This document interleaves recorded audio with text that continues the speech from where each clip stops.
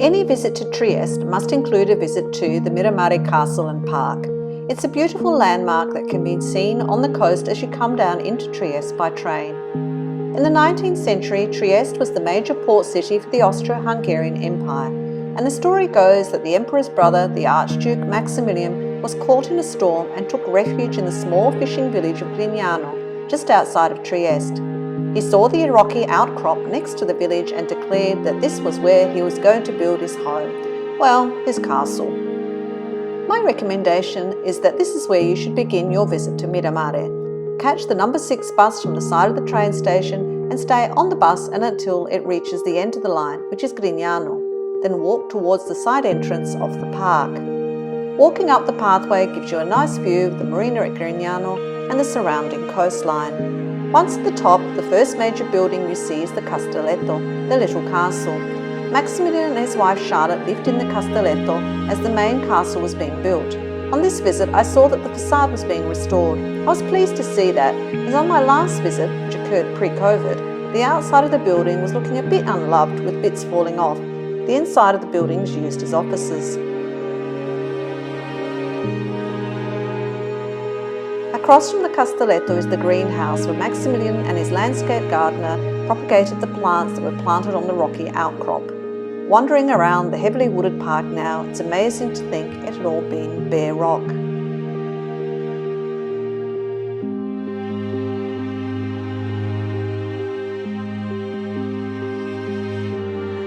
The rock did have a small chapel, which was dedicated to Saint Canciano, one of the first Christian martyrs.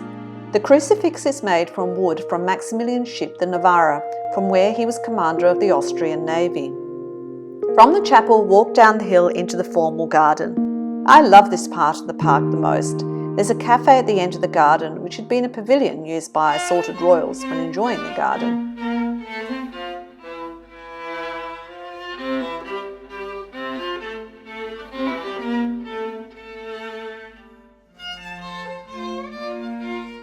And as it was mid-morning, so time for morning tea. Maximilian named his castle Miramare, and that's what it's called in the local Triestine dialect. Its Italian name is Miramare, and you'll hear it called both in Trieste.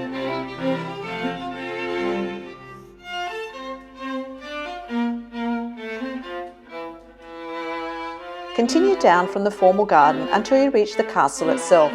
The park is free to enter all year round. There's normally a fee to enter the castle, but on the first Sunday of the month, entrance is free, and so I took this opportunity to go inside.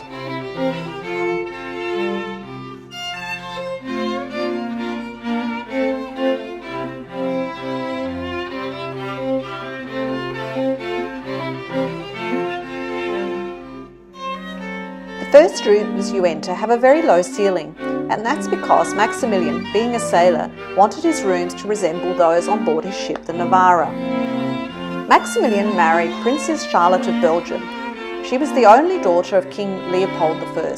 When they married, she was only 17 years old. Maximilian was 8 years older, but being a Belgian princess meant that she came with rather a large dowry, so she was considered quite the catch.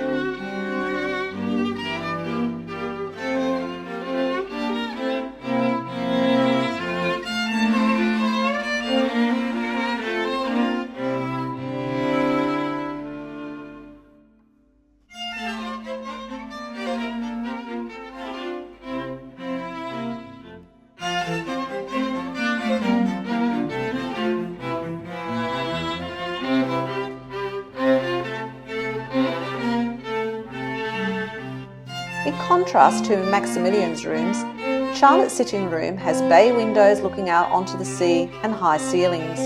The two paintings are of her as a child and her dressed in the costume of a lady of Brianza, an area of Italy.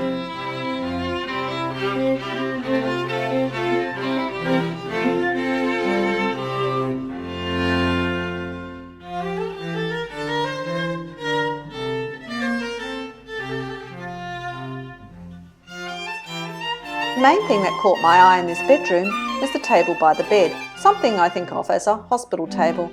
It seems that these tables were around in the 19th century for breakfast in bed. The throne room. on the second floor. It has a giant portrait of Maximilian's ancestors. Unfortunately, he never got to experience living beyond the ground floor of the castle. He went to Mexico before the castle was completely finished. Some of the paintings on the second floor. This one is of the Empress Elizabeth, the beautiful Sissi, visiting for the first time. After Maximilian's death, she, along with other members of the Habsburg family, continued to use Miramare as a holiday home.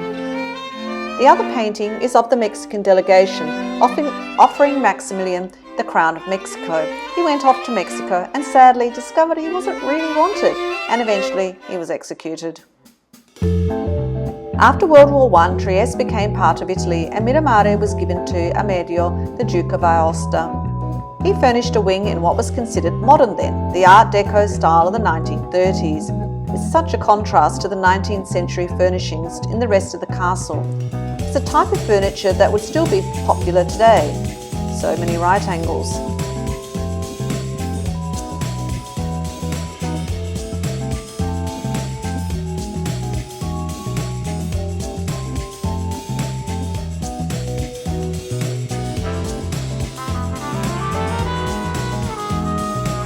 His daughter's playroom. The elder daughter, Margherita, only died last year. She married a Habsburg and her son is married to Princess Astrid of Belgium, so Charlotte's many times great niece. European royal lives are very intertwined.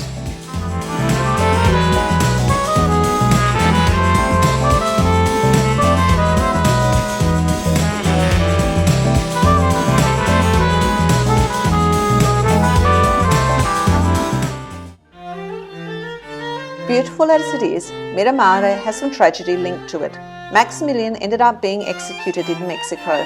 His wife Charlotte had gone back to Europe to try and get some military support for him. Sadly, too late, and she ended up having a breakdown. She lived at the Castelletto for a while, and then her brother, King Leopold II, had her brought back to Belgium. She continued to have mental health issues for the rest of her life. She was cared for in her own castle until her death in 1927.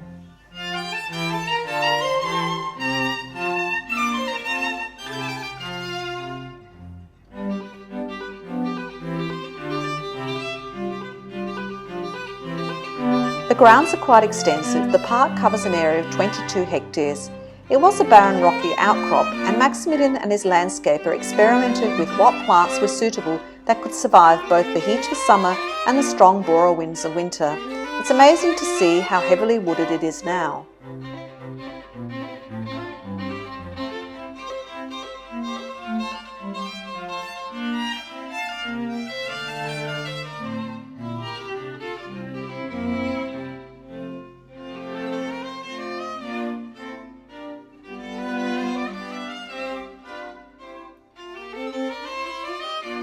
There's a little Swiss cottage by a small lake. It was fenced off, so not really sure what it had been used for.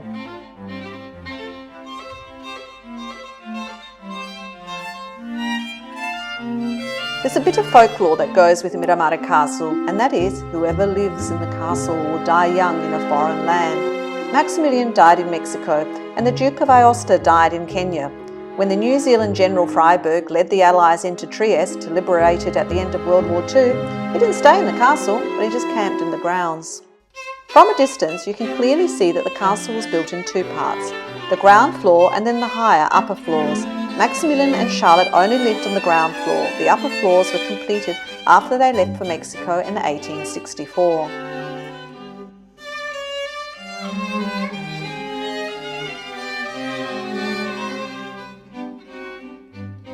Having wandered around the park, I left by the main entrance on the coast. As is the main entrance, it's where the stables and the coach house are located. During the 1930s, the Duke of Aosta converted the stables to garages for cars. In the distance, you can see the main gate. The Trieste municipality built the road along the coast to the castle. It's still called Viale Miramare and runs from the side of the train station out to the castle.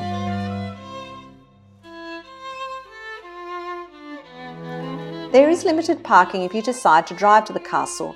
I've only ever gone by bus and finished the trip by walking alongside the beach areas to the bus stop for the number 36 bus, which will take you back to the city centre.